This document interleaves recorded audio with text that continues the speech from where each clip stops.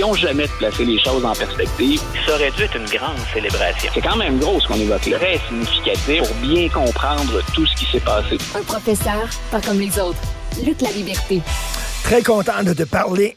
Luc, pardon, je perds la voix. Alors, qu'est-ce qui se passe avec Mitch McConnell? Qu'est-ce qui se passe avec lui? Parce que il fige comme un chevreuil devant une automobile quand on lui pose des questions. Et là, il y a toutes sortes. Et je regardais CNN ce matin.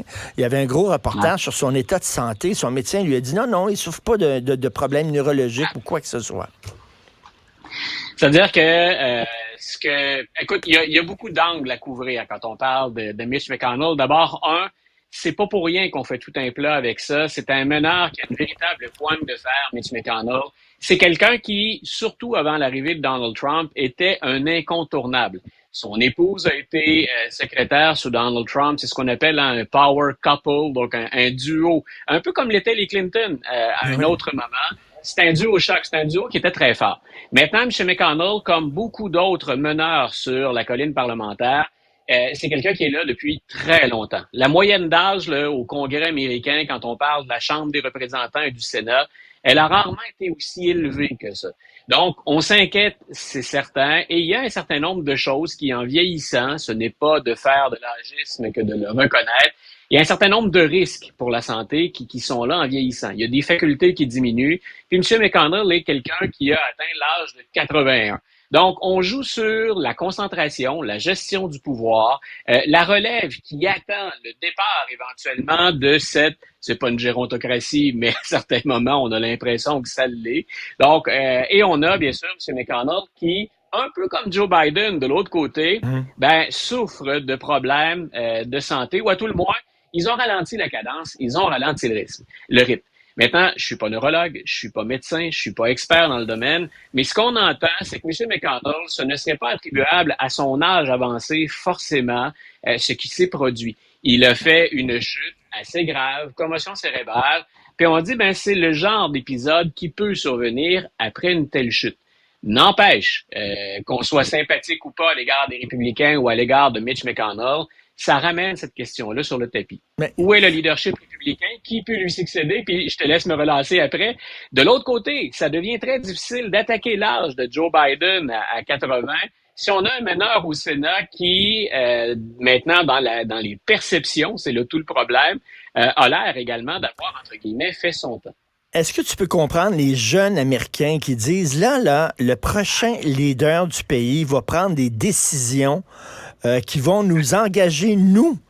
Lui, il sera peut-être pas là dans 4 ans. Là. Ils vont peut-être mourir dans 4 ans. Ils vont être séniles dans 4 ans. Puis là, c'est nous qui vont devoir vivre avec les résultats de ces décisions-là. Est-ce que, je sais pas, est-ce que l'âge va devenir un sujet de conversation et de débat aux États-Unis?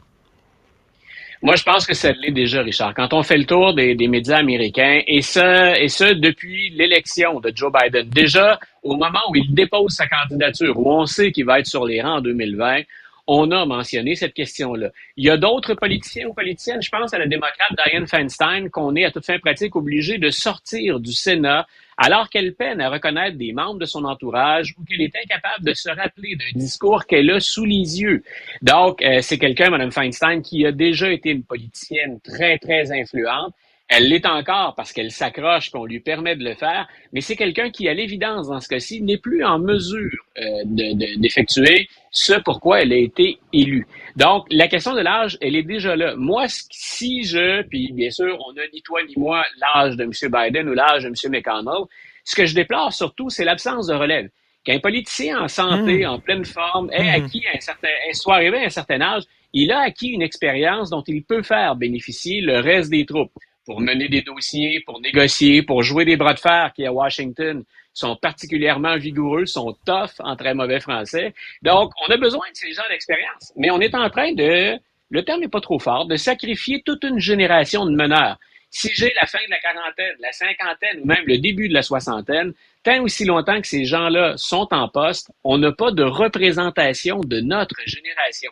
Donc, on a comme un creux. Éventuellement, ce sont les plus jeunes. C'est après les X ou peut-être même les Y qu'on va retrouver éventuellement, en termes de génération, d'éventuels meneurs. Alexandria Ocasio-Cortez, par exemple, fait le plein de votes chez les jeunes. Elle est plus jeune, puis elle incarne pour les grandes villes du Nord-Est, par exemple, des idéaux. Je te dis pas que c'est bon pour le Parti démocrate ou que c'est bon pour les États-Unis, mais je parle de certains jeunes. Elle arrive à aller les chercher. Donc, mais sinon, moi, ce que je déplore surtout, c'est pas tellement l'âge comme le manque de relève. On n'arrive pas à régénérer un peu le leadership politique. Madame Pelosi a quitté. Elle aussi, c'en était une autre octogénaire qui contrôlait littéralement le Parti républicain, le Parti démocrate à la Chambre. Et je trouve qu'elle a eu la sagesse de laisser son leadership entre les mains de quelqu'un que je vais surveiller dans les prochaines années, qui est Hakeem Jeffries, le meneur démocrate à la Chambre. De Gaulle disait, il vaut mieux quitter 3 ans trop tôt que 5 minutes trop tard. C'est ce qu'il disait. Écoute, je veux t'entendre sur Fantan. Alors, Fantan, il y a 2 historiens anglophones qui ont sorti cette histoire-là. Donc, Pierre-Éliott Trudeau qui avait une équipe secrète qui répondait pas au ministère de la Justice sur rien et qui faisait des coups fourrés pour essayer de contrer les souverainistes au Québec. Et moi, ça me fait beaucoup penser au plombier de Richard Nixon. Écoute, cette information-là qui est sortie, on n'apprend pas l'entièreté du dossier. Ça vient confirmer ce qu'on écrivait, ce qu'on pensait, puis dans certains cas, ce qu'on enseignait sur cette période-là. C'est-à-dire que pour lutter contre le souverainisme et l'indépendantisme, on était prêt à bien des choses, incluant des choses qui étaient illégales. On aurait pu comprendre à la rigueur une intervention du gouvernement Trudeau face au FLQ, avant qu'on connaisse le FLQ. Puis le FLQ, je pense, on va entre nous reconnaître qu'on n'hésitait pas à recourir à la violence ou à des subterfuges qui étaient pas acceptables. On a parlé de terrorisme intérieur à l'époque. Mais là, ce dont on fait état, c'est contre un parti qui est légitime. Donc, ce qu'on a reproché à Richard Nixon, c'est ce qu'a fait le gouvernement de M. Trudeau, j'ai envie de te dire, en pire. M. Nixon s'organise. Écoute, M. Nixon s'organise avec une petite équipe de gens qui répondent ultimement à lui par des subalternes. Mais on ne parle pas d'interférer avec le travail du FBI ou de la CIA ou de ce qui va devenir ce qu'on appelle la sécurité nationale, ce qu'a fait M. Trudeau. Il y a des comparatifs intéressants. Par exemple, M. Nixon s'était fait dire à l'époque par sa garde rapprochée, certains vont finir par s'opposer à lui, mais il s'était fait dire, vous savez, là, ce qu'on fait avec le Watergate, ce qu'on a fait avec nos plombiers, M. Nixon, c'est pas légal. Puis éventuellement, lui, il va devoir partir quand il est mis au pied du mur. Et quand on dit, c'est correct qu'on dévoile le contenu des conversations à la Maison-Blanche. Il s'est évité une procédure de destitution, ce qui est une particularité américaine. Donc, il s'est évité une procédure de destitution en quittant et en obtenant ensuite une grâce du président suivant, son successeur, M. Ford. Est-ce que M. Trudeau, ses proches ont... Ouais. Richard Nixon disait, quand c'est le président qui fait quelque chose, ça devient comme par magie légale. Donald Trump a le même discours. Voilà. On le comprend pour Nixon et Trump, mais tu sais, M. Trudeau s'est toujours présenté comme le défenseur des droits et libertés. C'est ça l'ironie de l'affaire, là. Non, et je te disais, moi je considère que c'est pire. Il a exercé des pressions sur la GRC, il a exercé des pressions sur son entourage. Il savait ce qui se passait. Son ministre de la Justice de l'époque était intervenu pour dire on ne peut pas faire ça. M. Lalonde, qui était son exécuteur de base œuvre, celui qui sur le terrain donc effectuait le boulot, savait qu'on était dans l'illégalité. Donc cette fois-là, on fait plus que d'espionner un parti entre guillemets adverse ou le seul parti qui se présentait comme étant un parti souverainiste. On a exercé des pressions sur ceux qui normalement, n'aurait pas dû embarquer dans ce jeu-là. Il doit y avoir un mur entre la GRC et entre le gouvernement. Donc, et ce n'était pas là. Et l'autre chose, Richard, que je trouve épouvantable dans ce dossier-là, peu importe nos allégeances politiques, là, on devrait tous être pour la protection de nos droits et libertés, c'est que, j'irais pas jusqu'à dire, on nous ment encore. mais on nous cache la vérité encore en 2023. C'est ça. Toi, comme historien, là, les historiens ont besoin de consulter les archives pour savoir qu'est-ce qui s'est passé exactement. Les années 70, la crise d'octobre, ça fait, bon Dieu, plus de 50 ans. À un moment donné, est-ce qu'on peut avoir accès aux archives pour savoir ce qui s'est passé? Et là, non, on nous dit non, ça va rester secret. Et il y a même des documents qui vont rester secrets jusqu'à la fin des temps. C'est incroyable.